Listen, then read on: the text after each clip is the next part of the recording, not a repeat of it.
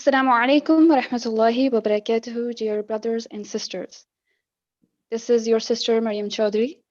I am a student of Daai'yah and the Vice Chairperson of the Pakistan Student Committee. We are delighted to have you with us today. We have an extremely beneficial session planned for you. Our exclusive guest speaker for today is Ustaadha Ayesha Khattak. Ustaadha Ayesha is a lawyer, certified counselor, life coach, Haafidha, and a Daai'yah with degrees from prestigious universities such as Yale, Harvard, University of London, Qura, and Imam University. She has also studied with several scholars from Asham Madaris. We are excited to have her speak today on the topic of chaos to calm, putting life in order. As a professor of and having studied from many online educational institutes with distinctions and having 15 plus years of experience in distance learning programs, today in the first part of the series, she will be providing practical tips for anyone feeling overwhelmed with piled up work and studies. Ustaadha, over to you.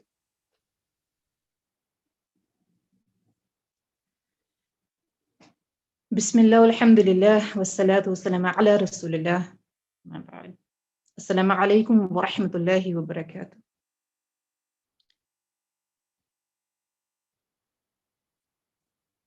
The first reminder for myself and you is to remember the greatest motivation, the greatest source of motivation.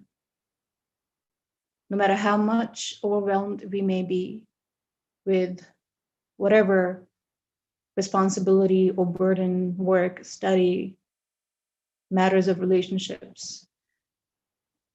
When we are extremely overwhelmed, there's a lot on our plate. The greatest source of motivation is within us. The first thing that we need to know, if Allah subhanahu wa ta'ala has inspired your heart to do a good deed, know that He has already enabled you to achieve it. For He's the most just. He wouldn't inspire your heart to do something beneficial or to do something good and not give you the ability, the tawfiq, to achieve it. Believing this is your greatest motivation. If He brought you to it, He will help you in order to bring you through it. So nothing is beyond you, otherwise you wouldn't be in this situation in the first place. That is your greatest motivation. For Allah subhanahu wa ta'ala constantly reminds us in the Quran, whether it is Surah Al-Baqarah, Surah Al-An'am, Surah Al-A'raf, Surah Al-Mu'minun. Repeatedly He says, Ba'da'udhu billah, لا يكلف الله نفسا إلا وسعها. لا يكلف الله نفسا إلا وسعها. Allah does not burden a soul beyond what it can bear, beyond its capacity. This, believing this, just not knowing this, believing this is your greatest motivation.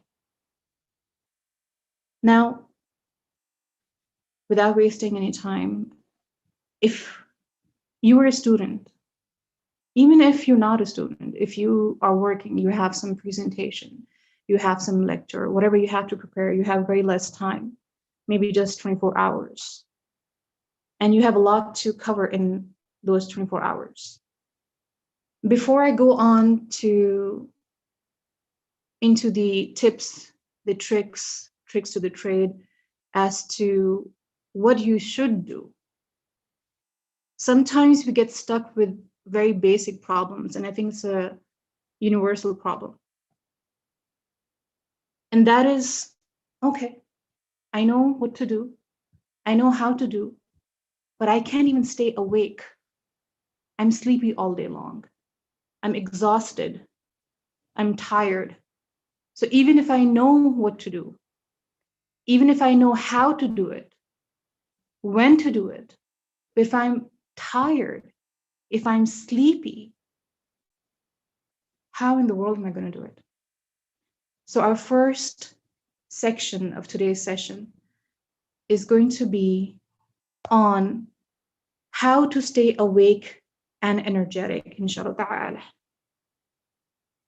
The first thing we have to realize is that there is no substitute for a good night's sleep, and that's common sense. But sometimes it just doesn't happen for one reason or the other. Maybe you were tossing and turning all night long, maybe because of other responsibilities, whether you're taking care of a child or whether you're taking care of an older person, or whatever it is that you're not able to sleep. Then what do? You don't have enough sleep, minimum 6 hours sleep. So if you cannot have sufficient sleep at night, the first suggestion is at least have some sleep at night, even if it's just 2 hours. Even if it's just 2 hours, because there is no substitute for the night sleep. So that's point number one. Now, before I go to this point number two, remember there's a disclaimer here, inshallah ta'ala. We are talking about this session is for those who feel overwhelmed with too much piled up work or study when you just don't have any other option. We're not saying this is what you should be doing all year long, okay? All right? Now, what is the second step? What you should not do is underestimate the importance of hydration. What you should not do is consider this as common knowledge and then ignore it, which is also common. Hydrate, hydrate, hydrate. Drink a lot of water throughout the day, because dehydration is one of the greatest reasons for why we feel sleepy, because our body is dehydrated. So that's common sense. However, we don't commonly follow it. So that's the second suggestion. If you want to do something early in the morning that is closer to the sunnah as a Muslim, then I would recommend go for honey water as the first thing that goes into your mouth on an empty stomach. As a Muslim, start your day with honey water. Whenever Prophet Muhammad ﷺ had access to honey, he would mix it with some water, not hot water, by the way, because honey in itself is of hot degree. So you don't put hot degree in hot degree, puro water or any drink. So Rasulullah sallallahu alaihi wasallam, he used to, whenever he had access to honey, of course he didn't always have access to honey, he would mix some honey into a glass of water, room temperature cold, as it was available. And he would drink that as the first thing in the morning on an empty stomach. Ibn Qayyim rahimahullah has written a lot on this. Even Yale University did a research on this. Many other institutes and organizations, labs have done research on the benefit of having honey early in the morning. We're not going to go into that though. It's sufficient for us that it's a sunnah as Muslims. Sunnah of Rasulullah. If you don't have honey now, what do? If you don't have honey, but you have some other fruit, then I would recommend, if you have any other fruit or vegetable, that just go for a fruit or vegetable induced water. This is especially for those who struggle with having plain water all day. Remember, the emphasis here is just to keep yourself hydrated all day long. And that's why this is the focal point here. And there are different ways of ensuring you do so, because sometimes we feel that we can't have too much water all day long, even if we have a water bottle with us. You just can't have after a certain limit. So you can have any fruit that is available, but if it's citric, that's great. Let me tell you something really interesting. Do you know in 2008, there was a study done by an organization where they proved that if you take a whiff of the scent of something which is citric, it is enough to provide boost in your mood and also take away some kind of afternoon fatigue that you may be struggling with at that moment. So even the smell of this lemon, for instance, will help you out, inshallah, right? But if you can have access to lemon, or you can have, if you have orange, whatever you have, just put in the water, and then, just start drinking from that if you struggle with having plain water all day long. Now, my favorite part. If you really want to do something really powerful, really effective in keeping yourself energized all day long to prepare for your exam or presentation, then I want you to check this out. It may even make some of you feel nostalgic. What's that one food item that pops up in your mind when you look at this image? What's that one food item that comes to your mind when you look at this image? Spinach. Now, there is so much study, so much proof that we wouldn't have time to cover all that today. But I'm going to go straight into how to utilize spinach in your drink, for instance. This is my personal most relied upon food and drink item to stay energized all day long. I swear by it, as they call it. But then imagine how extremely beneficial it is also for your health. What do you need for this? If you have access to these basic things in your kitchen, just grab them and blend them. What are the basic things you need? Just 1 cucumber, 2 apples, 1 lemon. By the way, the apples and lemon make it palatable. Otherwise, it's very difficult to drink. It looks like you're drinking grass if you don't put lemon and apple in it. But if you do put 1 lemon and 2 apples, it's actually not bad at all. Then, besides 1 cucumber, 2 apples, 1 lemon, and 1 inch of 1 inch of ginger, just put around 6 to 8 leaves of spinach. Some people use kale also, but just 6 to 8 leaves of spinach. All you have to do is put in some water, just a little cold water, blend it, and that's it. 1 cucumber, 2 apples, 1 lemon, 1 inch of ginger, and 6 to 8 leaves of spinach with a little bit of cold water, yeah, even in winters, yeah, and just blend it. This is one of the most powerful, energizing drink, and I've used it since a long time throughout, especially when I have a lot of work and I feel I haven't had enough sleep at night. I'm not going to be able to sleep enough next night, and I have to keep myself awake. So this is extremely, extremely powerful, effective drink. However, if you don't have it, or you don't have time to make it, or you don't have anyone else who can make it, simple, just go back to plain water. Inshallah ta'ala.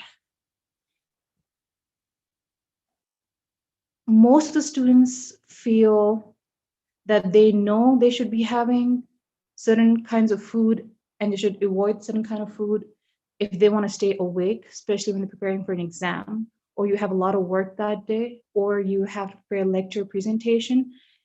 But then a lot of times we still make blunders in what we eat. There are a lot of things that when we eat them, it makes us further sleepy. And when we are sleepy, we feel more overwhelmed with the study or with the work because we know what we need to do. We know how to do it, but we just can't stay awake to do it. So what's the point of having all the knowledge of what to study, how to study, when to study, when you can't even study at all because you're sleepy? So I take this really seriously, whether as a student or as a teacher, and I would choose the same for you, to love for you what I love for myself.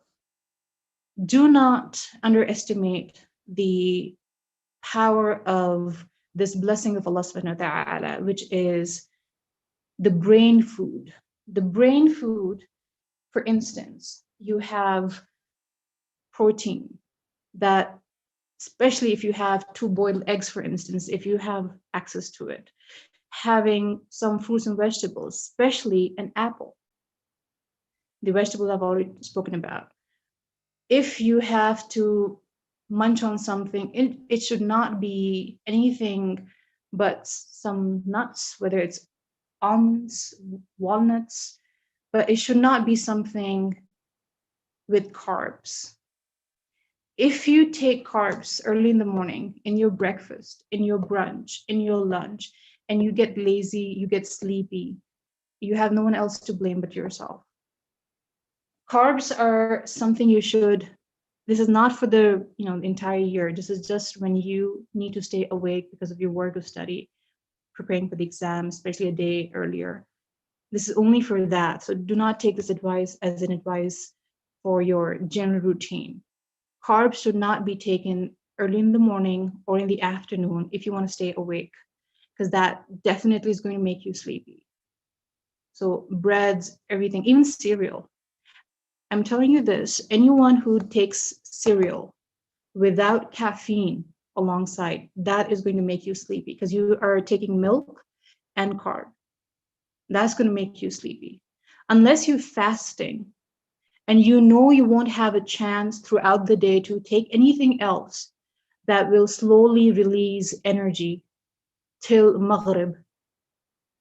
Unless you're fasting, you should not be taking any kind of carbs. And if you have to take cereal, take it with some caffeine, right? And when I talk about caffeine, of course, I'm talking about tea, coffee, green tea. But then, as controversial as it may be, and I know that it is quite controversial, but there's nothing that I know of a clear proof scientifically, let alone any proof in our deen, that says that coffee is something you should not have. The origin of coffee actually goes to the Muslims anyway.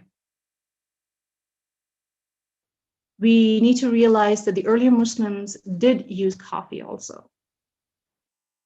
Even today, when it is relied upon to the caffeine to keep you awake, there are certain rules you have to follow to help you stay awake. For instance, no cream, no milk, because then that will make you sleepy, most probably, unless it's very little, okay? We're talking in emergency cases. Please do not take this advice as the general advice for your health and routine. This is for emergency cases. When you are so tired, or you are going to have that afternoon, slump, and you want to avoid that, you have to ensure, number one, that it is black coffee, okay? And if you're not used to the taste, put sugar, but just have a cup, and that's it. Not a jug, not a bottle, not 2 or 3 cups, just one. But do not have coffee after 2 to 4 p.m. because it's going to mess up your sleep. So do not have any caffeinated drink or anything after 2 to 4 p.m. It should be earlier, inshallah.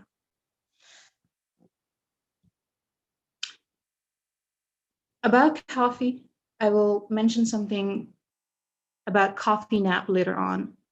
But for now, just remember that whatever you take, it should be taken in less quantity. Do you know some of the Salaf, the early generation Muslims, the first 3 generations?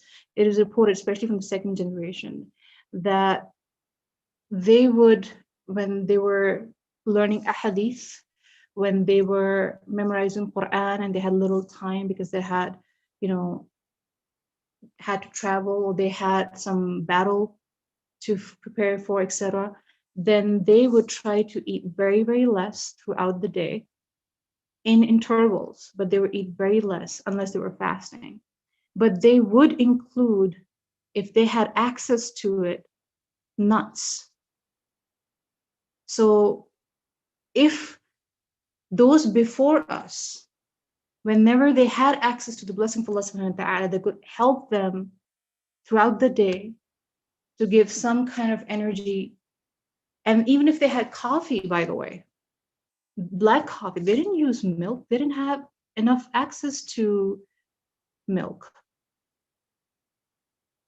unless they were at home, but most of them were traveling. So they didn't take their goats along with them. In the desert, because of the heat, the milk could go bad really quick anyway. So they wouldn't like carry it for long or were able to retain it for long. And they would have pure black coffee. It is reported by the early Muslims. The only problem with these food items is that you may not have it at that moment when you need it. If you don't, no big deal. Do whatever you have. Fruits, vegetables, without carbs. If you have to have egg, try to have boiled one. Just to have an apple amongst the fruit, one of the most powerful energy boosting fruit. Have nuts, especially walnuts and almonds. However, if you are going to have these brain food throughout the day, which not only help you in staying awake because you have that sufficient energy, but you also are able to work better because your mind is more alert. If after a few hours, maybe in the afternoon, you feel that you just can't stay alert anymore, maybe it's because you're sitting in one place. Perhaps you are not getting up, standing up, moving around. One of my teachers, who was our hadith teacher, and he had learned more than 3,000 hadith, like memorized. When he used to teach us the hadith, he wouldn't even have to open any notes. And he knew the volume, the book number, the hadith number, everything by heart. And we used to ask, how do you get to learn it? And how do you get the time? When do you sleep? And he said that one of the things I don't do is I don't sit anywhere to study which is too comfortable. Or I don't sit for consecutive hours. I have to get up. I have to move around. Sometimes, he said, when he has to learn, he would learn when walking. And then he quoted some of the early generation Muslims, the scholars, how it was reported from their students as well, that they used to learn sometimes while walking. So the best of us also realized that sitting in one place, this is before they came up with scientific proof of it, that they used to walk around. They used to make sure they were, in order for them to be mentally alert, mentally energized, they were physically also. They would get up, stand, change their position, their place. There were a few scholars, as reported by Ibn Qayyim rahimahullah. He also reported this from his teacher, Ibn Taymiyyah rahimahullah, that sometimes when their students want to learn from these scholars, after the class, the teacher would not teach while sitting on his chair wherever he was giving the khutbah or the class. He would say, okay, I have to do this work. I'm going to walk there. Why don't you walk along with me? And while walking, the teacher would be teaching and answering the questions of the students. They didn't move from the class, from the chair to the musalla, the prayer place, and then back to the class or back to their house, to rest. No. They took the opportunity to get up and move whenever they had it. They took the opportunity because that's the only way they could do a lot of things in one day without feeling tired, without feeling exhausted. And one of the best things to do is some kind of cardio, like, to just have a light workout. We take a walk. If you can do more, great. If you can do stretching, great. I don't know if you've ever heard of slow oxygenation. How many of you have heard of that? Slow oxygenation. Okay. If you're at home or you're at a place where you can lie down, I want you to do this. This will just take 5 minutes. Instantly make you feel fresh. We all breathe. We all are inhaling, exhaling every single second. However, sometimes you need to slow down. And sometimes you slow down your breathing, the manner you breathe. The manner in which you breathe, sometimes slowing that down helps a lot also in your mental alertness. So I'm going to give you 2 options. If you're at home or you're at a place where you can lay down, then do this, okay? Lay on your back, put one hand on your stomach, below the ribs, another on your chest. Take a deep breath with your nose, and you will feel that your belly push your hand. Ensure to keep your chest still, okay? So you are taking a deep breath with your nose, all right? You feel the movement in your belly, but do not move, your chest. Breathe out then through your mouth. So you took the breath with your nose, now you breathe out through your mouth, as if you're whistling or something. You'll feel the hand on your stomach going down now. Exhale completely, pushing out all the air. Do it for 5 minutes. It's as simple as that. As simple as that. If you cannot lay down, you're at a place, whether at work or wherever you are, and you cannot lay down, wherever you are at, just do this sitting. Take deep breaths, but very slow. This will not only improve and increase your energy level, inshallah ta'ala, but also your cognitive ability, inshallah ta'ala. Now, let me come to something really interesting. Now, because it's winters, you may feel a little odd about this, but inshallah ta'ala, this is going to be one of the quickest effective way to waking yourself up. Now, if you have access to water, especially if it's not warm water, it's room temperature or cold water. If you have to work or study for long consecutive hours and you feel sleepy, I'm telling you this is guaranteed. If you can, subhanAllah, if you can take just some water, splash it on your face, cold water, not warm, I'm telling you, it will wake you up. You know what we used to do in our, we had to specialize in fiqh, right? Now, in order for a person to specialize in fiqh, they had to make you go through years of study in Quranic sciences, and then years of study in hadith sciences, and then fiqh, right?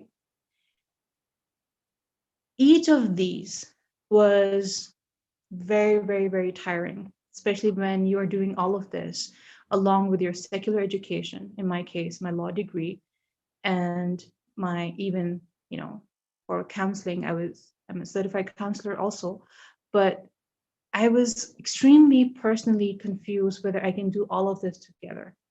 And because it's not that I don't know how to do it, I don't know how to go about it, basically.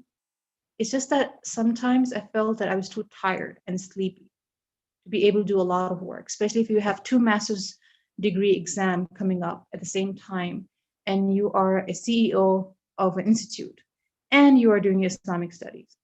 It's crazy, right? One of my teachers, he was our fiqh teacher. He's a faqih. He gave this advice to me. He said, "Do you have a spray bottle?" Spray bottle, yeah. Most of us have those rose spray bottle, rose water spray bottle, right? I was like, I have that. He's like, okay, either that, or if it's finished, just put regular cold water in it. Whenever you feel sleepy while you're studying, just splash it on your face. spray it on your face. Like, what? It was cold winter. I'm like, when this cold weather, he's like, Miss, you're not gonna get sick with this. I mean, you do what do anyway, right? So why don't you just like spray it on your face and that's all you have to do? I don't know if it's gonna work or not. It's that day and today. I do it every time when I feel in the middle of the afternoon when I'm too tired and I feel sleepy and I just need to get up quickly and I don't have any access, no food, no caffeine, I don't have anything with me. What do? Just get some water, cold water, splash it on my face. If you can do this, whether you keep a bowl of cold water, one of my teachers used to do that, keep a this bowl of cold water on the study table or next to your bed if you have to wake up and you can't. One eye is open, one is still closed, you don't know what to do.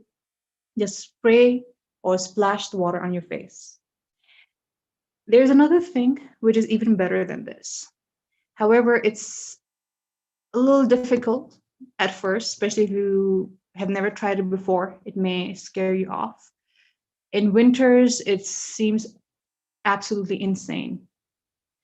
But this is the quickest way after the one I've just mentioned to wake yourself up, to wake your body up, your mind, to boost energy, to wake yourself within 90 seconds. Have you ever tried the contrast shower? Hot and then cold contrast shower? 30 seconds cold water, 30 seconds hot water, as much as you can take. If you can't take it, don't force yourself. 30 seconds cold water. Why does this work? Why has this become so famous now? A lot of people, when they take warm or hot water and shower, shower with hot or warm water, they say that I feel sleepy. I thought shower is supposed to wake me up, but I feel sleepy. Now, why is that? Because when we take a hot shower in the morning or whatever time, the body temperature rises and then immediately drops when you get out, towel off. The problem is that this sharp decrease in body temperature actually works to prepare the body to sleep. It soothes the nerves. Instead of waking you up, it makes you sleepy. So this is great if you want to go back to sleep. Or before going to bed, you want to take a warm or hot water shower. However, otherwise, what you should do is take this contrast shower of 30 seconds cold water, 30 seconds hot water, and then 30 seconds cold water. Total 90 seconds. The key to this trick, however, is that there has to be a drastically change in the temperature of your shower water. Okay, 30-second interval. What's the logic behind this? Why does it work? Our bodies have certain physiological responses to various irritants. Wakefulness is one of the responses to splashing cold water on you. The dramatic contrast in this contrast, hot and cold contrast shower, contrast water shower, is that the temperature works to open up the capillaries and then increase the blood flow. And this very simple technique, which is proven by the science also, it helps to decrease the symptoms, not only of soothing the body to the point that you get sleepy, but also feeling down and depressed.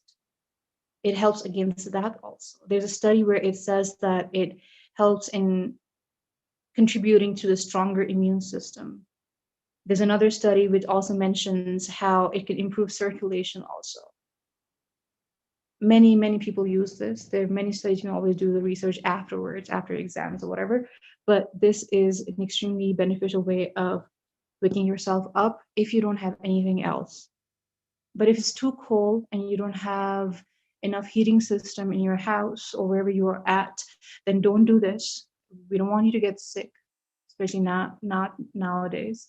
So what you can just do is stick to splashing water on your face, cold water, inshallah. Now, this is the obvious one. if you have to study or you have to work or you have to prepare your lecture, presentation, whatever it is, you have to choose a place that is clean, number one, that is bright, enough sufficient lights, number two, as if it's daytime. And number three, it should be an interesting place. Interesting for you, right? Everybody's different.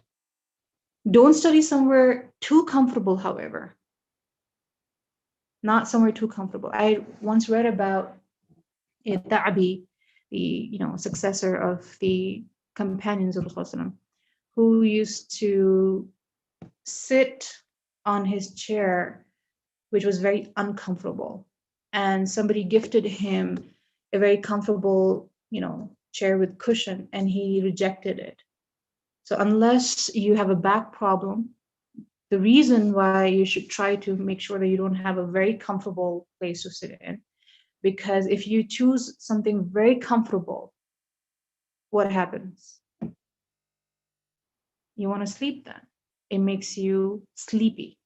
So I asked some of my teachers also about this. Wouldn't it disturb you mentally if you're not comfortable enough? And they said there's a subtle difference between torturing yourself and not being too comfortable. So if you are sitting at a place to study or work that is a torture for your body, don't do that. Your body has a right over you. And your mind will not be able to concentrate either, because it would want to finish the study or work right away so it can go somewhere else, maybe go to bed.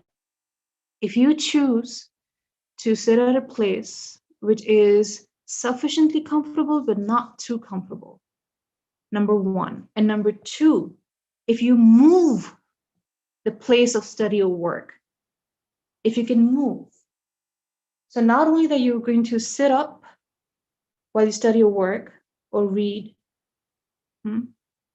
but you have to move the place, change the position or change the place of work, especially if you only have one day to prepare a lecture, to prepare a presentation, or prepare for an exam. You have to stay up as many hours as you can before the night falls. You have to move. Don't sit in one place for consecutive hours. It just doesn't work, especially when you're doing online studying. If it's daytime and you can go out in the sun, go out in the sun, study under the sunlight. It's a good way to take your natural vitamin D also. But this is crucial.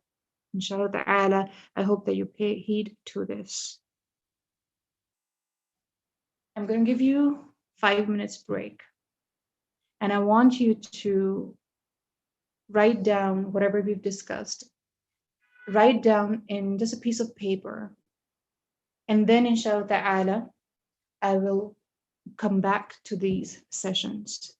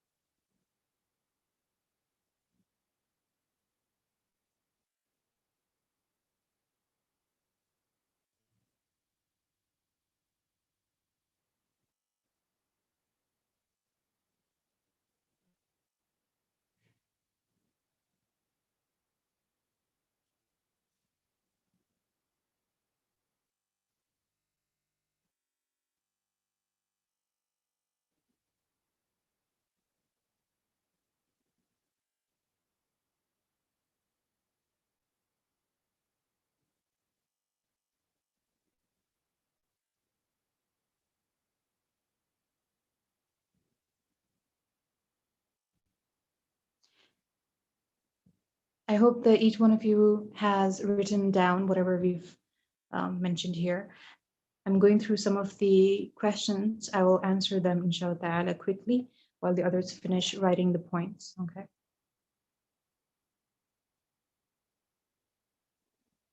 The green juice that I talked about, the green mean juice, as we call it, the spinach one. If I were you, I would make a entire bottle or jug of it and have it throughout the day. Okay. I do this actually almost every day, and I've been doing it for years.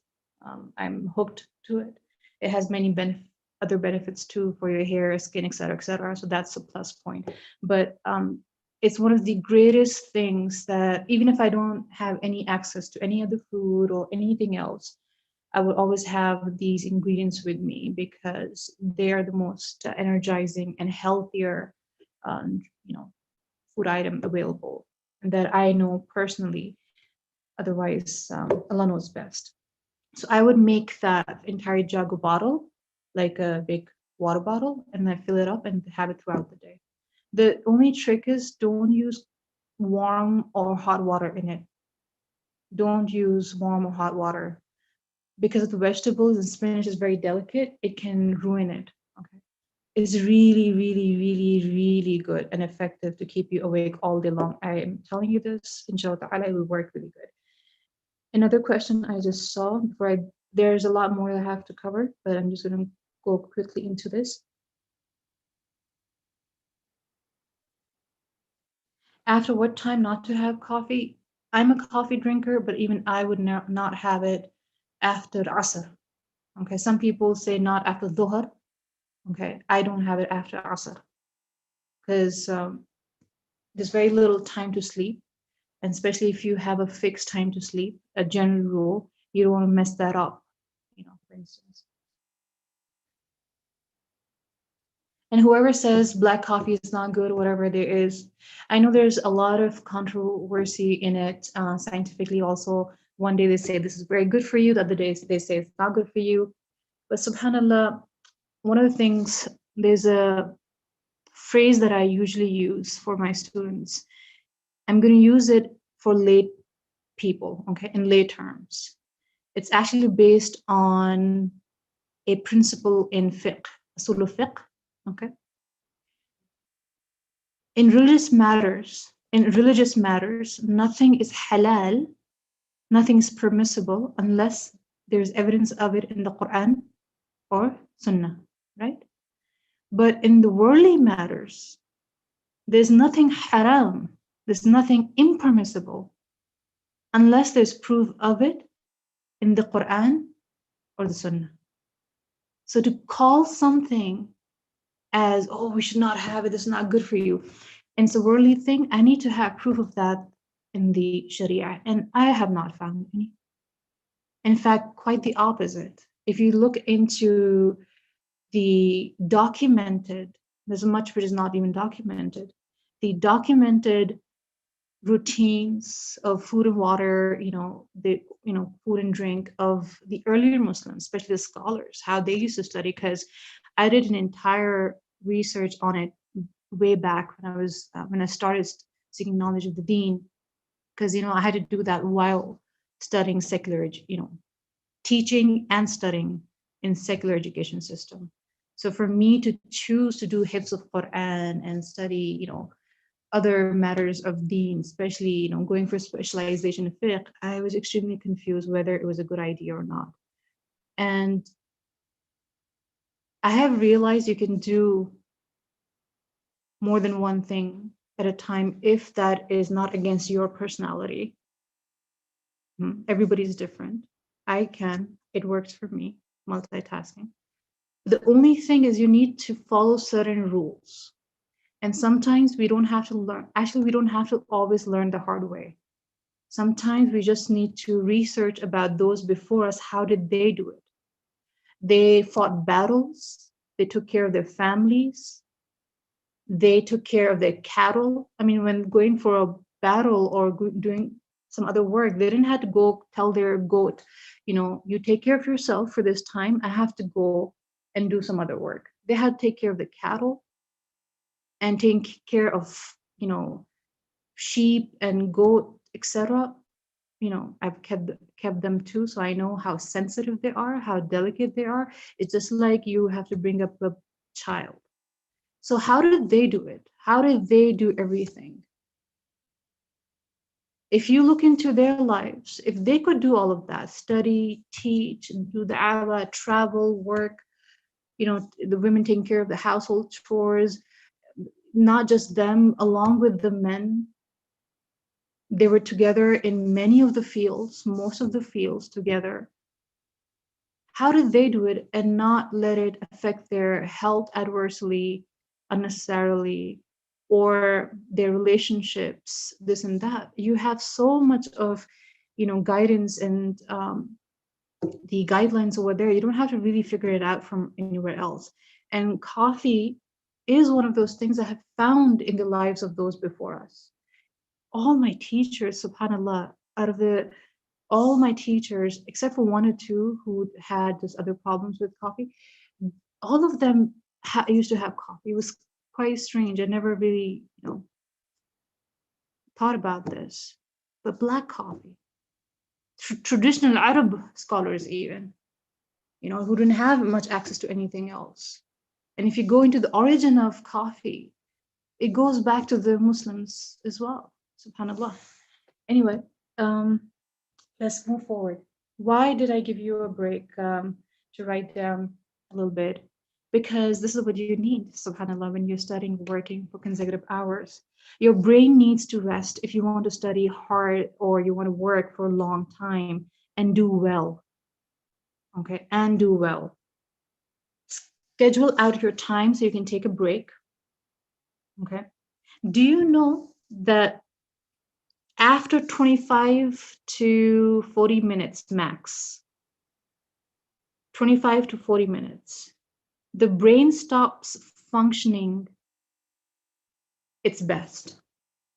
So you need to be fair to yourself. If you cooperate with your mind, your body, it's going to cooperate with you. It's as simple as that. But for barakah in your time, take breaks around your salah.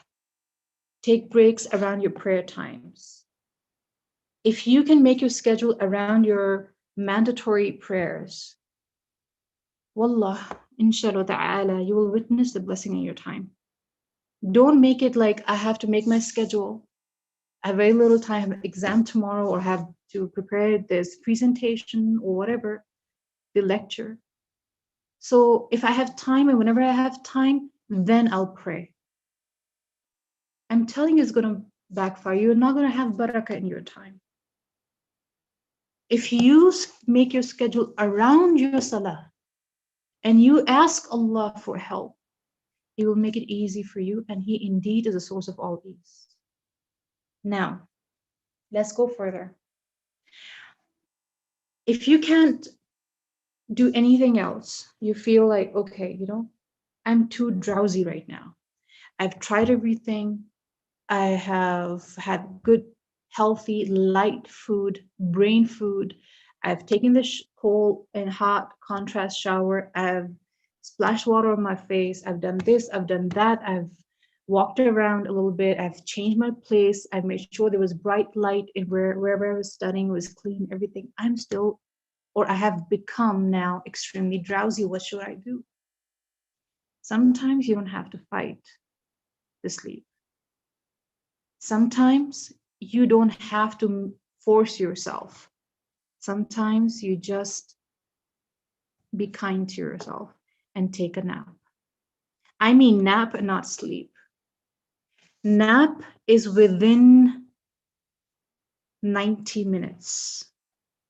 Anything more than that is not a nap. You just slept. Okay? But one of my favorite naps, you can take a screenshot of this, whatever is on the screen right now, but I have to move forward. I have to respect the time of those who have exam from the students of IOU. They have it tomorrow, inshallah ta'ala. One of my favorite naps, and this again is going to be controversial for those who haven't really researched it, really haven't tried it. I've been doing this for past 1.5 decades, is coffee nap. Yeah, I'm all about coffee, but not so much, actually, just once a day. If you feel like, okay, you know what, I've done everything and I feel I'm going to take a nap, but what if I sleep so much that it messes up my night sleep? Afternoon naps are from the Sunnah of Rasulullah. Sometimes we underestimate the very obvious things.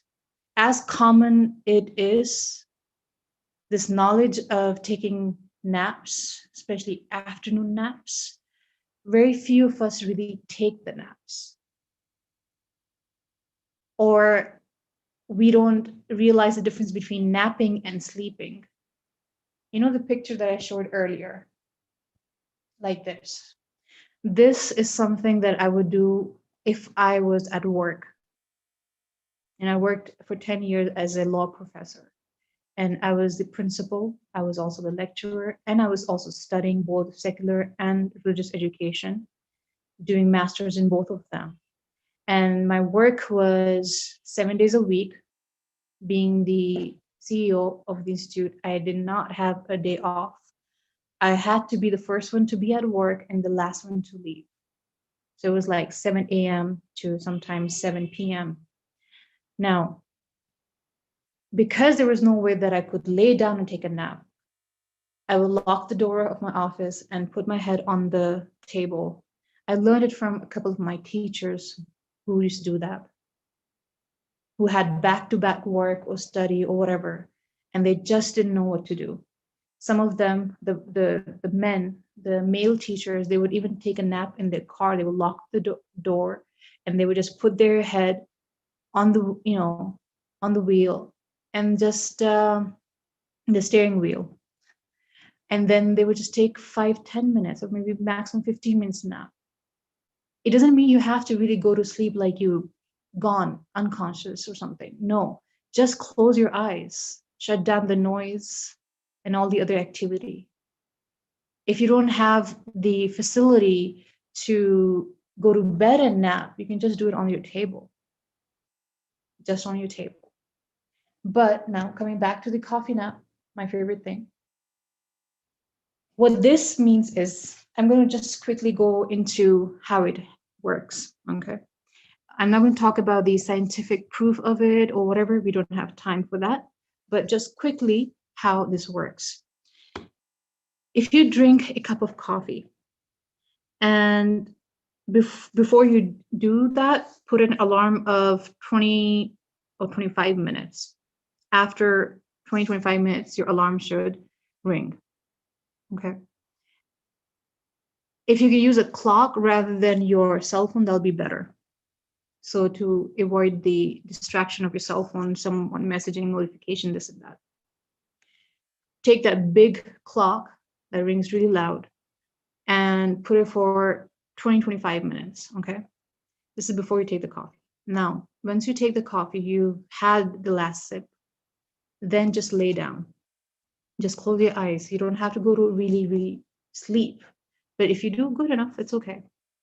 When the 20-25 minutes are over and the alarm rings, you should already have a bowl of cold water or a spray or whatever with you, because initially it will be a struggle, but just spray it and get up. Just make yourself get up as if you just have to go give a test, take a test or give an interview right away. You don't have an option. So just get up. And what you will notice is once you get up, stand, you will notice, subhanAllah, that you are so alert all of a sudden and so energized. Like, what's going on? You know what happens? Caffeine generally takes around 20-25 minutes to reach your bloodstream and make you alert. Okay. So when you have already put the alarm for 20-25 minutes, and then you had coffee, and then just lay down, even if it's just putting your head on the table or just going to bed and just closing your eyes, even if you don't really doze off, and the alarm rings in 25 minutes, even if at first you find it a little difficult, and if you have cold water in a bowl or in a spray bottle, and then you spray, so the moment you stand up, you will feel it, inshallah ta'ala. This is extremely effective and quick. However, of course, we're talking about last minute emergency cases. We're not talking about this is what your routine should be for the rest of your life, even though this has become part of my life, where there's no other option. However, I'll tell you another very important, beneficial, and interesting tip. I once did a little research on the use of incense. Why was it so important for the earlier Muslims in study circles? Why was it so important?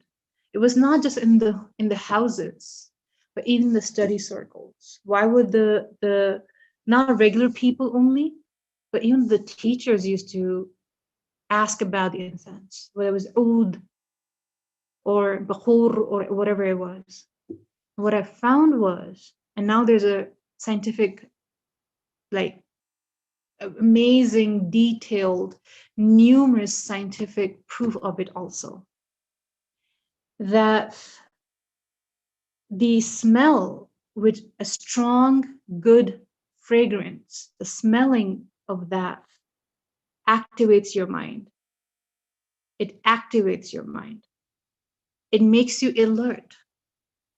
So if you're at a place where you have, and it doesn't have to be something very expensive, it can be something very, commonly available wherever you are at. But whatever it is, if you can get access to oud, that's great. The different variety of that. And there's also a spiritual benefit of that. We know of from the salaf about how that affects the shayateen, and everything, like adversely affects, and how they don't like the smell of it, and Allah knows best. It's ilm al-ghaib.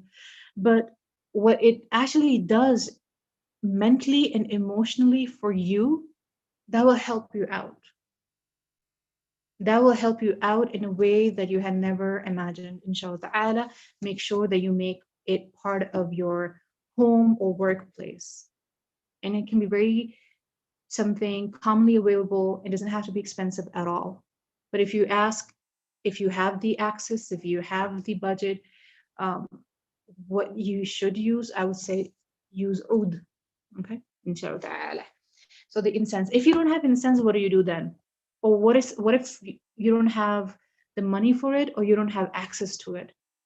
Then if you have any perfume at home that you can use, especially for sisters, that you can just sniff, it's okay, it's good. And if you ever do have the chance after your exam to search about this, you will find very interesting material that is documented.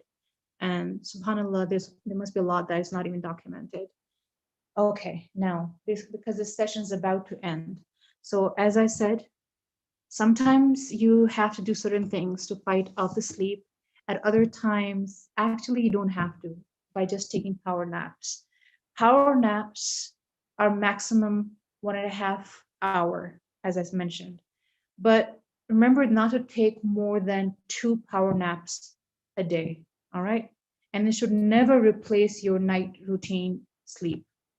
But if you don't have your sleep at night, then you can take the maximum 1.5 hour of power nap. This is a little summary right in front of you of different things. You can just take a screenshot or whatever. And let me just go further. I have to respect the time of those who have their exam day after tomorrow, inshallah ta'ala. I'm going to end this part of the session with 3 surprising tips, inshallah ta'ala. They are going to be surprising, but they're effective. This is not in theory, but tried and tested. I personally have done enough of not only practicing it myself, but I actually asked my father, who is a doctor, he's a pathologist, and I asked him, and he actually didn't have anything negative to say about these 3 things. I then asked one of my friends who is a nutritionist in North America, and she also did not have anything negative to say about this. So I have been doing it, and I have had enough of support for this by the couple of reliable medical, professionals, and Allah knows best, and may Allah subhanahu wa ta'ala forgive me if it is not really good, as I may believe. If you're looking for a solution to your office or your work-related, your study-related tiredness, gum, chewing a gum, or even raisin if you don't want to have a gum, throughout your study or work hours is something that is proven by scientific research. In 2013, there was a study done with the title Effects of Chewing on Cognitive Processing Speed. And it was published in the Brain and Cognition Journal. And what it suggested was, this is before I tried it, right? But since 2014, I have been doing this. But what they said was that if you take a strip of gum and you chew it throughout the day, or maybe change after a few hours, take another one, that chewing increases the heart rate, increases blood flow to the brain. Chewing a piece of gum has been proved to help people stay awake and attentive in situations where they feel they're bored or they're tired, because of the stimulation of the facial muscles causing the increase in blood flow to the head. And because chewing is not involuntary muscle movement like breathing or blinking, it slightly stimulates the brain, even though you may not realize, and it helps you in staying awake. But one of the things I realized, that even though I did not know of this research before 2014-15, I was already doing this. I'll tell you how, and what is the healthier substitute for it. During my Hadith Sciences class, one of my greatest struggle was that, one, I felt that I was one of the slowest in my class. I would take the longest time. And I felt that my memory was not really good. Now, when we were doing the Quranic sciences, well, memorizing was not difficult, because you know how many surat there are. You know how many chapters of the Quran there are. It's fixed, you do this many, done. In Hadith Sciences classes, my struggle was that our teachers used to focus on our memory of the Hadith as they were, like the exact word is in Arabic. And I just couldn't do that. I said, how do you learn these Hadith? Because there is no end to it. You don't have this certain number of ahadith, and then you had to remember, we had to, because it was towards specializing in fiqh, so we had to memorize the volume, the book, the hadith number. I was like, how am I going to do this? I read the Prophetic Medicine by Ibn Qayyim rahimahullah. I discussed, and one of my teachers, in fact, two of my teachers were my hadith teachers, hadith sciences teachers. They introduced me to frankincense. Frankincense in Urdu, I think they call it gond or something. And it's kind of like gum from the trees. And they told me to use it, the edible version, to chew on it, and also to use it as an incense. And they told me the more opaque they are, the better quality. And the best quality are in Oman or Somalia. So I had a couple of my students and classmates whom I used to ask to send me some. When I didn't have frankincense, I asked them, what do I do now? They said, go for any raisin. So I used to choose just any regular raisin, as we call in Urdu, kishmish. And I used to chew on that. So that's actually like the gum that I studied about later. And my teachers told me that the Salaf used to use frankincense for the memory, to improve their memory. And subhanallah, and not only was I able to, by the rahmah of Allah subhanahu wa ta'ala and few guidelines of the teachers, were able to memorize the Quran, but in the hadith classes, I was one of the top 3 students by the rahmah of Allah subhanahu wa ta'ala.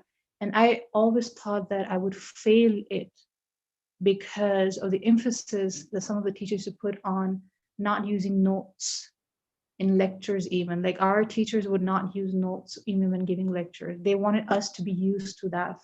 Like, what if you don't have anything and you have to, as a student or teacher of fiqh, you have to give evidence of the ayah of the Quran or the hadith. You have to give reference of it. What do you do if you're having a regular conversation, especially because we were doing da'wah to the non-Muslims and then the reverts and then the Muslims, and among the Muslims, not only secular, we had to deal with the learned ones, the advanced students of knowledge. And then when they used to have a healthy discussion about different references and matters of fiqh, we would get stuck. So they didn't want us to get stuck anymore. And this emphasis on frankincense or any kind of raisin, or gum, for alertness of the mind is this pretty amazing. And I hope that inshallah ta'ala you can benefit from it too. Now the second, subhanallah, the second surprising tip is, you probably would think this is insane, but this works. Change your socks in the middle of the day. Don't keep on wearing the same socks throughout the day if you want to stay awake. And we're not talking about anything else. We're talking about the last minute emergency or last day, 24 hours before presentation, before lecture, before exam. You feel like, I'm tired, I'm exhausted, I'm sleepy, I'm drowsy, I don't know what to do. Sometimes just change the sock. And subhanAllah, you know what? For ablution, you have to take off your socks anyway, one day and one night after breaking wudu. So when you wore it, unless you're traveling, then it's for 3 days and 3 nights. But within home, you should not be doing the massage, the wiping over the socks more than 24 hours anyway after you've broken the wudu. So basically following the sunnah of Rasulullah helps a lot also. But why is that changing the sock? And especially when you wash your feet, or if you, before wearing the new pair of socks, of course, when we wash our feet, if you do it properly according to sunnah, you are doing a little bit of massage anyway. But if you, especially those who are, sisters here, I know that most of you, especially in winters, will be putting some kind of lotion on your feet before wearing the socks too, because you want to avoid the dryness. How that would help? You see, temperature regulation is an important part of falling asleep. When you wear socks to bed that increase blood flow to feet, heat loss through the skin, it lowers the core body temperature and helps you to sleep faster. Now, what if you don't want to sleep? Then you do the opposite. There's actually a book, 10,001 Ways to Live Large on a Small Budget. The co-author of that, Go, said that changing your socks in the middle of the day will leave you feeling more fresh and awake. And this has been practiced by a lot of people that I know who are at important positions, which I found really crazy because I didn't think that anyone would really pay attention to this. But people are like, yeah, it's true. Because when you're at work or you're home, especially in winters, you want to keep the socks on. And when you keep on wearing the socks on, that actually contributes to you feeling kind of drowsy. Now, when you take off the socks, wash your feet, and if you are doing wudu, you massage a little. Or if you, like most sisters do, I hope that brothers also take care of their feet to avoid the dryness. If you put some lotion or something, there's circulation. The massaging releases endorphins the body fatigue fighting hormones, and that provides instant alertness as well. So when you do the massage also before putting this new pair of socks, that also further helps, subhanallah. And the last thing for today, again, this one is going to be the most controversial, especially when we're talking about winters. If you don't want to do this last one before we go to the next section quickly, you can just skip it, okay? Or you can use cold water instead of it. But this also helps. Ice cream. Anything cold externally or internally will activate your body to lower the temperature. To anything that is already has lowered the temperature of your body will help to warm up your, the organs, imagine if, for instance, you have splashed cold water on your face. It will close the pores. That also activates you. If you drink a glass of cold water, this is only for emergency cases. Please do not do this as part of your routine, especially in winter, especially in this pandemic. We should try to take care of your throat. This is only in emergency cases. You want to have instant alertness. If you just have a glass of cold water, or you have a couple of spoons of ice cream, if you have, this will activate your body because we want to warm your body temperature, which has gone really low. And it's something that is scientifically also proven to work. Now, this is controversial. You don't want to do it, don't do it. If you want to use ice cream or anything cold like that, use cold water. If you don't want to do that, don't do it. This is just one of the things that really helps. After this session, this part of the section, the next section is for those who are struggling with revising. They don't know how to revise. They don't know what to revise. They don't know how to begin, from where to begin. And you have an exam coming up. You don't know what to do. You are struggling. You don't know how to revise the entire syllabus. Now, this section is going to be really quick, not like the previous section, which was the longest, because I feel that is one of the most important ones, and we ignore it the most, even though it's supposed to be common knowledge, most of it, not all of it. So these last two sections, how best to revise and how best to remember, these I'm going to just skim through, inshallah. If you have an exam coming up and the exam is in 24 hours, for instance, or 48 hours, and you have a lot of syllabus to cover, what to do? I want you to take a screenshot of this slide, inshallah. The first thing I would suggest, now this is not only as a teacher, this is as a student who've studied in a lot of the online education system, and generally also even the on-campus education system, whenever we had to do the last day revision. So I stick to this, but because everybody's different, everybody's manner of retaining knowledge, understanding knowledge, studying, the way you spend the entire year, everything is different. Every individual is different. This is something, as a student counselor, that I have always advised, and it is always something that has worked. So it's not just a personal advice. This is tried and tested by many of my students in both secular and religious education systems, as well as my classmates, and Allah knows best.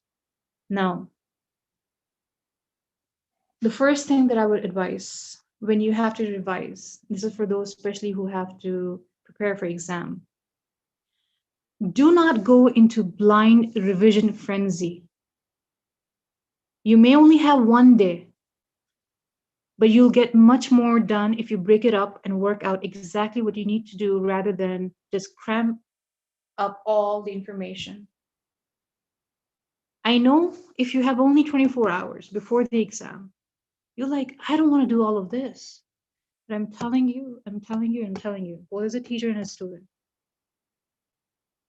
if you do not give attention to the way you plan out how you will revise or study in that even last day, 24 or 48 hours, it's going to take you longer to do the revision or the studying.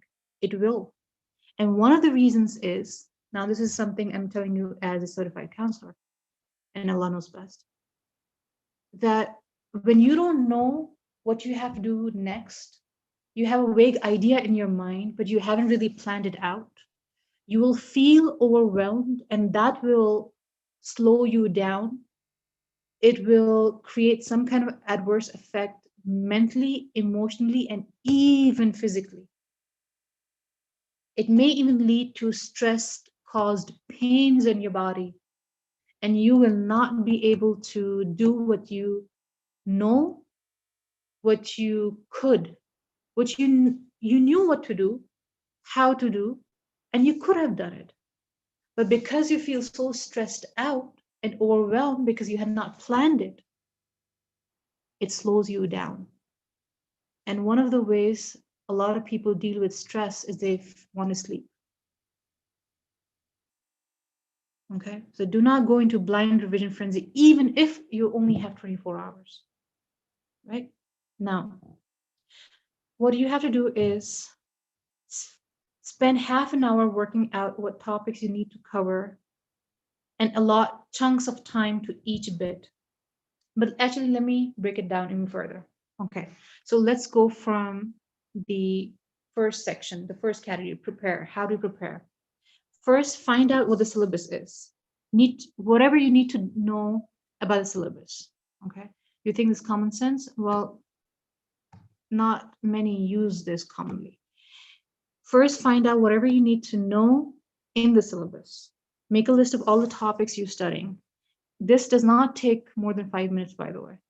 You have to find out what you're expected to know about all these subjects. And the best way to do this is to get your hands on a copy of the syllabus. So you have to have the syllabus before you when you do this. Okay, first thing in the morning. You're having your breakfast or whatever. Keep on doing this at the same time, right? You have to know your dates for your exam, obviously, right? Now, again, how many times when I was a principal at my institute also, have I heard, oh, ma'am, but I missed, I thought it was this day, but I heard it was that day. And then I got, people still miss the best of the students, miss out on an exam date. They miss it out. So why do you have to be amongst, or why do you have to take the risk of being amongst them, right? So know the dates of your exam, the syllabus, the dates. Then identify your strengths and weaknesses. You have all the topics in front of you that you know from the syllabus that you need to know. Okay, these are important ones. Then you have to find out which areas are your strengths and which are your weaknesses. Either highlight, underline, or put a star next to, or a star or a moon or whatever, according to what are your strengths and weaknesses from those topics that you have figured out from the syllabus that you must know, right? Then you make a schedule. All of this, literally, if you don't do talking to anybody or anything else, you can do this within 5 minutes. Within 5 minutes, inshallah. You don't have to write down paras or sentences, words, 1, 2, 3, 4. Now, add exam dates to your schedule, the subject areas. I'm going to come to that in a bit. And then add the breaks also. And as I said, you must make sure that you schedule everything around your salah breaks.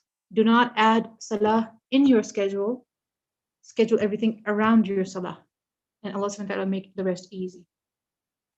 Now, how do you even decide what topics you have to do? How do you decide the strengths and weaknesses, which one you should cover first, what you should revise first?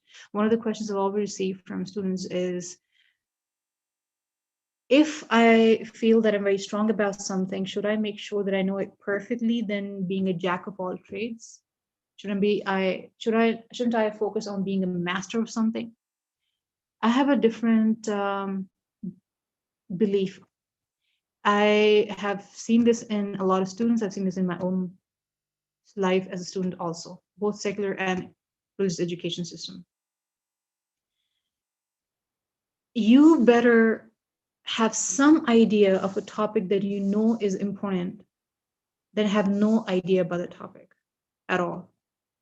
And I'll tell you, sometimes it does really work when you just skim through it in the last minute. You know why? When you don't know a topic well, and the last day you just skim through it, because you believe you don't know it well, you don't underestimate or take it for granted. And because it's the first time they came across it could be the first or second time, maybe one time in the class and the second time you're opening it, or the third time you're reading it in your entire year or semester. Because it's not something you're going to take for granted, you will have a better photo memory of it than the topic that you know better. Because that's sometimes how the mind works. I've had many, many, many, many times in my own life as a student, as well as in my students' lives, where they feel like, oh, subhanAllah, this is the topic that I just read through yesterday, and the whole year I hardly ever read through it except for in the class. And I could just add those couple of points in my answer, and that's what probably caused me to pass the exam or get a good mark, just a couple of numbers. So I would not suggest, as a lot of other people may suggest, that if you don't know a topic well, don't touch it a day before. I don't suggest that. I think that if you have written all the topics, I don't think though, yes, by the way, I believe this, as both as a teacher and student, that if you have written the whole list of all the important topics that you know will come in the exam, or most probably is a high chance of it coming in the exam, you first have to divide them into 3 meals. Okay, now go to the next category, the study category. Divide them into 3 meals: weak, average, and strong.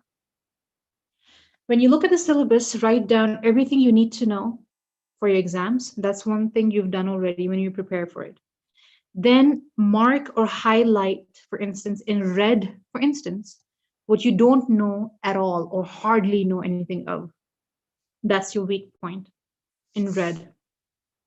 Okay, you've highlighted the topic in red, what you don't know at all or hardly know anything of it. Then mark or highlight in yellow, for instance, what you have some idea of, but you know that you need to study more of it or revise it further. So you're okay in it, average. And then third, you may mark or highlight, for instance, in green, what you know well. Now, what should you start with? You have 24 hours or 48 hours before exam. What should you start with? The red, that you don't know at all or hardly know, but you know it's important. There's a high chance it will come in the exam. The yellow, that you have some idea of, but you need to study more. Or the green, that you know really, really well. What should you begin with? Psychologically, also tried and tested.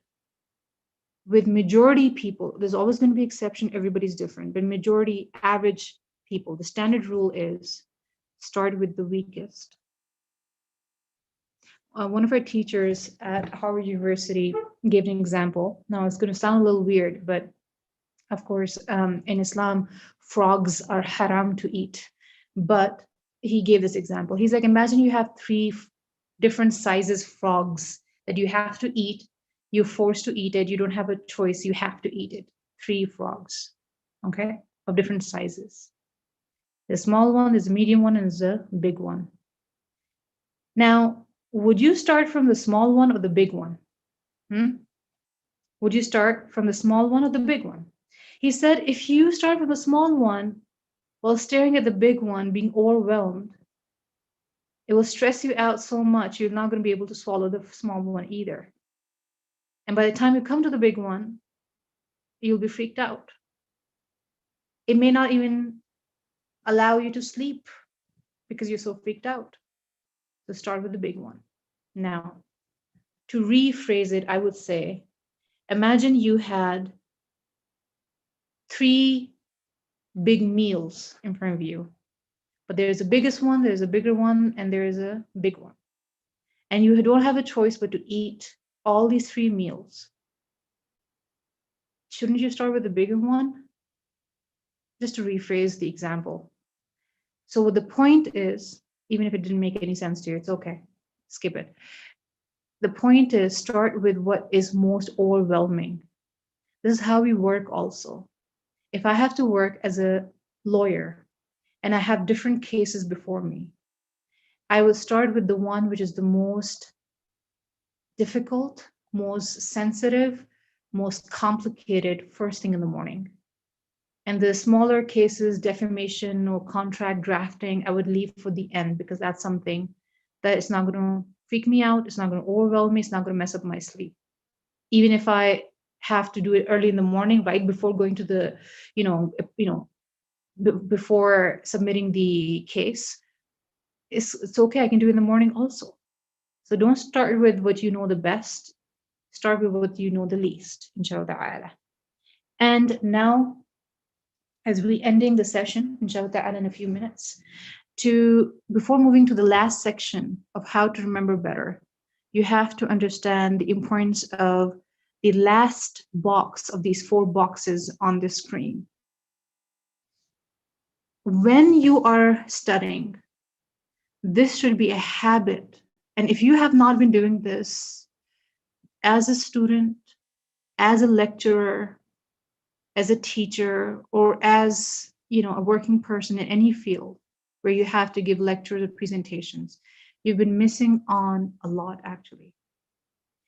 If you have to remember a chunk of information, then when you are researching or when you are studying, the best thing you can do is to prepare condensed notes of whatever you had to prepare for, whatever you have to learn. This takes me to the third and the last section, how best to retain knowledge. Condense, teach, and repeat. Condense, teach, and repeat. Condense, teach, and repeat. What do I mean condense? If I were you, and because whether it is religious studies or legal studies, there was a lot of theories, a lot of theories, especially when we were studying topics like jurisprudence and stuff like that, both in secular and religious education, as Islamic law or general international law. Because there was so much of information, this was the best way that helped me to retain the knowledge. If I covered a topic, and I do this till today as a lecturer, as a teacher in both fields. If I have to cover a topic, if I'm reading, researching it, I would make sure the entire chapter, I put it on one single page.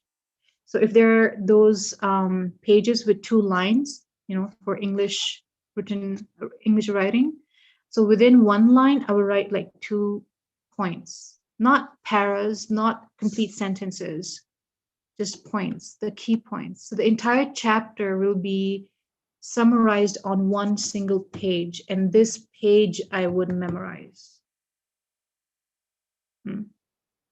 So if you have this, I would do this, by the way, 24, 48 hours before exam also. Because, you know why? People think, no, you shouldn't do this right before the exam or right before you have to prepare for a lecture presentation. No, even if you have 24, 48 hours. You know why? If you have read something, you have been writing it also. And number 3, if you have been teaching it or speaking it out loud, The more you use of your senses in some information, the better memory you'll have of it, and that is being a human. This is how it works for everybody. I don't know a single person, whether it was my teachers, my colleagues, my classmates, or my students, who've done this and said it doesn't work. The more senses you use on something, the better memories you're going to have of it. This is as simple as that, whether it's Islamic education or secular education. So when you see something by reading it or seeing it on the board or whatever, and then you write it down, and then when you are revising or learning, and then you are speaking it out loud, just like when you are doing hifz of Quran, yeah, you speak it out loud. And if you later on, if you have even recorded yourself, and then you, when going to sleep or when getting ready or traveling, you listen to it. So you're reading, you're writing, you're speaking, you're listening to the same information, the better memory you're going to have of it. But the reason why I say the condensed notes is because that's the best way to have a photo image memory of it. You're not going to be able to have a good photo memory of 10 pages. If you can bring those 10 pages, if you can bring those 10 pages to one single page, with points, not paras, just in writing them in points, you will, and in revising from that, learning from that, you will have a better photo memory of it. Just like they say when you are memorizing the Quran, for instance, one of the greatest things that we were told when we memorized in Quran, which I tell my students who are memorizing too, is do not change the mushaf. Use the same mushaf. So you should know that this ayah was, even when you have memorized it and later on, from your memory, you should know that this ayah was on the top left corner of that page. It should be in your memory, the photo memory. It's the same with this education. So to be honest, my Islamic education really helped me in my secular education too.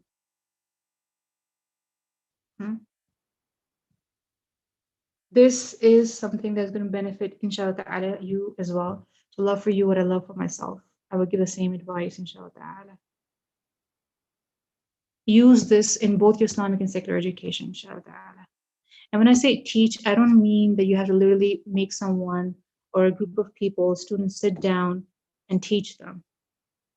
I used to do this when I was in my O levels. My brothers used to make fun of me, but this helped me a lot throughout. And to be honest, this is the reason why by default I became a teacher. I never wanted to be, but by default, when I was young, I was from I think from the 6th, 7th grade. What I used to do is when I used to learn something, I would have a whiteboard, a small whiteboard in my room.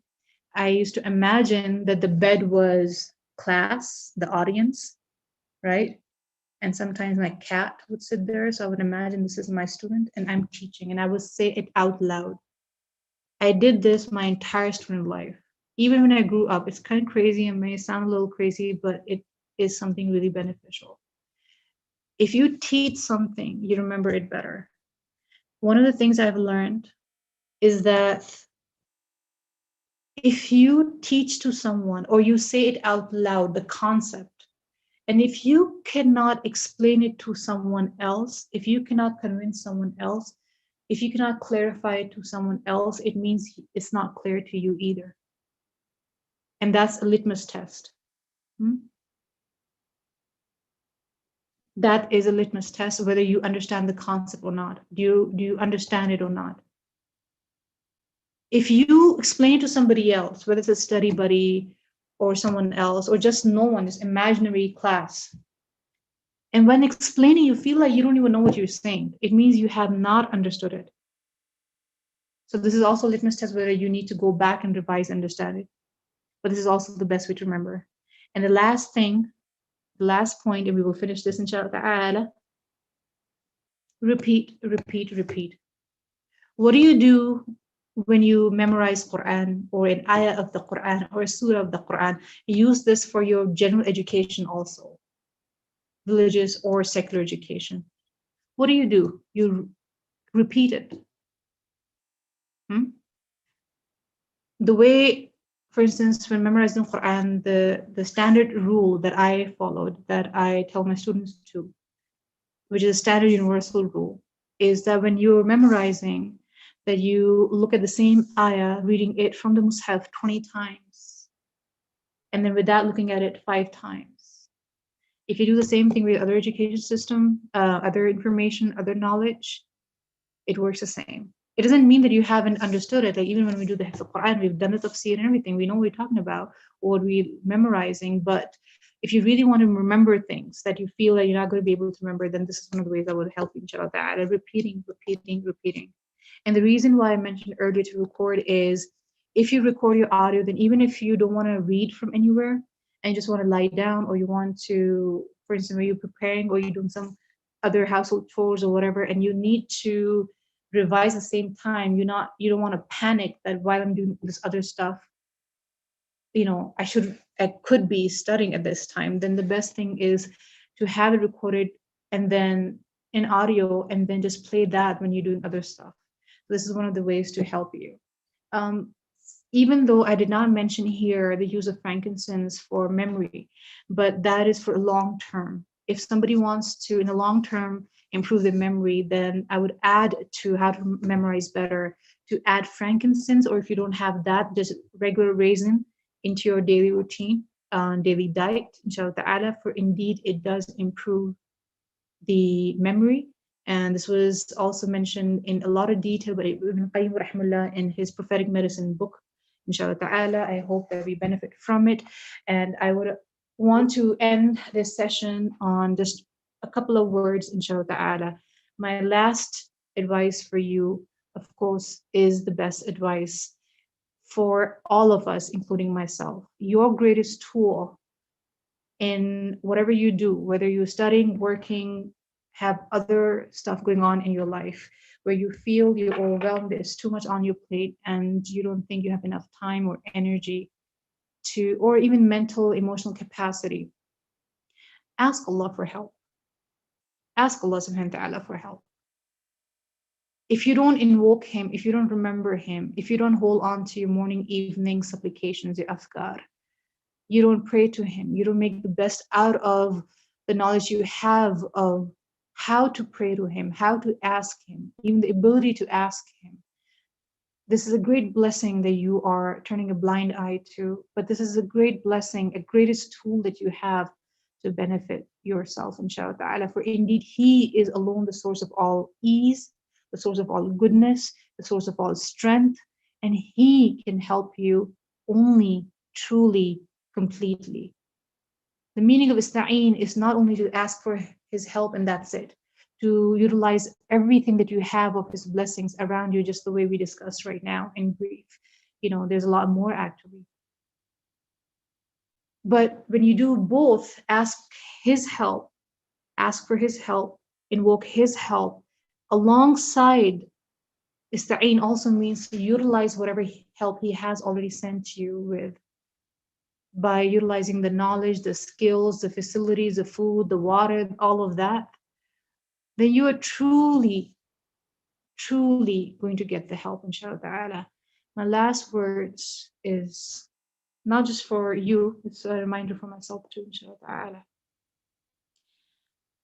If you believe that, if you truly, truly, truly believe, not just like a cliche statement, if you truly believe that you deserve success in whatever that you're doing or you want to do, if you believe you deserve the success, and you believe that Allah subhanahu wa ta'ala would not have put you in the situation to benefit from whatever studying and working you are indulged in, if you truly believe that He's the most fair, the most just, the most compassionate, and He would not put you in a situation that He has not enabled you to benefit from fully, if you really, truly, truly believe that you deserve this success, otherwise He would not have put you in this situation, your mind will generate ways to achieve that success. It's not what you have, but what you do with what you have that matters. I ask Allah subhanahu wa ta'ala to help us, to bless us, and to make us with khair benefit from beneficial knowledge and all the blessings that He has bestowed upon us. So we are not held accountable for it. For on the day of judgment, we're not going to be asked, what did you have or how much did you have? But what did you do with it? Jazakumullah khairan kathiran. سبحانك اللهم وبحمدك أشهد أن لا إله إلا أنت وأستغفرك وأتوب إليك. السلام عليكم ورحمة الله وبركاته.